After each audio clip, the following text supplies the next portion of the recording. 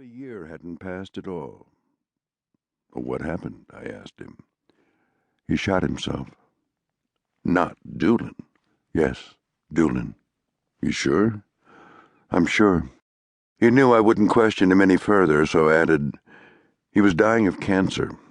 The big pain part was coming up just ahead, and he decided to bypass it. Outside, palm trees riffled in the wind. Beyond, blue, endless ocean rippled under a butterscotch sun. No palms in Manhattan. The ocean there was endless too, only gray, and the sun was blotted out by skyscraper tombstones. There's an afternoon flight out of here tomorrow around 3, I said with a sigh. I should get in about supper time.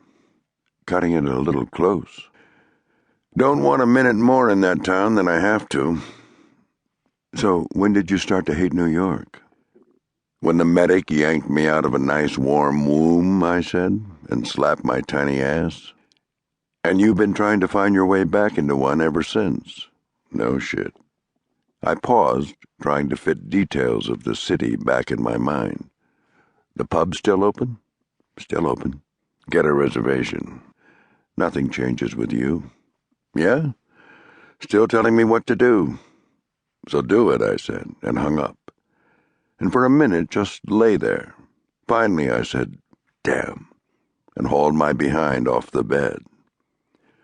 The soft-packed suitcase was still in a corner of the closet, and it didn't take me more than 5 minutes to lay out what I needed. One thing good about late spring, it packed easily. The 3 medicine vials went into a side pocket with the worn address book, and I zipped the bags shut. When I looked at myself in the mirror, I could only shake my head. It had been 12 months since I had worn a tie, and my suit jacket was loose around my waist, but dropping 18 pounds will do that. There was no flab at all now, which was good.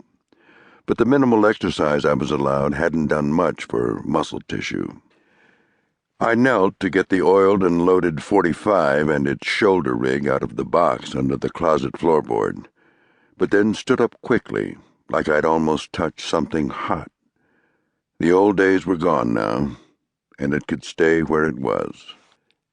The weather forecast said it was raining in New York, so I packed the trench coat and got my hat out of the plastic bag.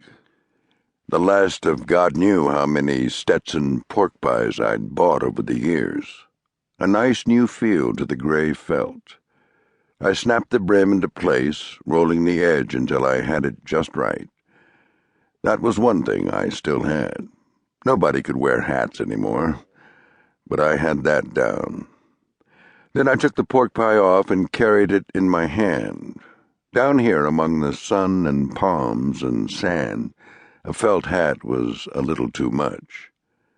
Bag in my left hand, hat in my right, I walked over to the main building and called Marty out of the pool, where he was clowning around with 2 well-tanned beauties, a blonde and brunette, who spent the weekends working as mates on a headboat out of Key West. The big ex-Marine motel manager with the white crew cut and dark tan stood there dripping, looking at me and my city clothes as he held back a grin in that well-grooved, blue-eyed face. "Where are you going?" He nodded toward the bikinis. "There's one for you, Betty or Veronica. Take your pick." Not in the mood. He grunted a laugh. "Still carrying the torch for that secretary of yours, eh?" I gave a look that said, "Cool it." Then I said, "I'll be gone a few days." "I had a feeling," he said. He seemed to be considering bringing up the subject of my secretary again, but apparently thought better of it. Good call. "Tomorrow the doc will be stopping by," I said. "Just tell him I feel fine, that I'll be taking it easy, and not to have a cow over it." A frown flashed across Marty's face. "He's going to be pissed off, pal, and you know how he gets." I nodded toward the pool. "Loan him your extra girl. Look, man, I'm going to a funeral. It's an old friend, and something I have to do." He nodded, no grin, eyes slitted. "One question, Mike." "Yeah?" "You going to attend a funeral, or are you going to cause one?"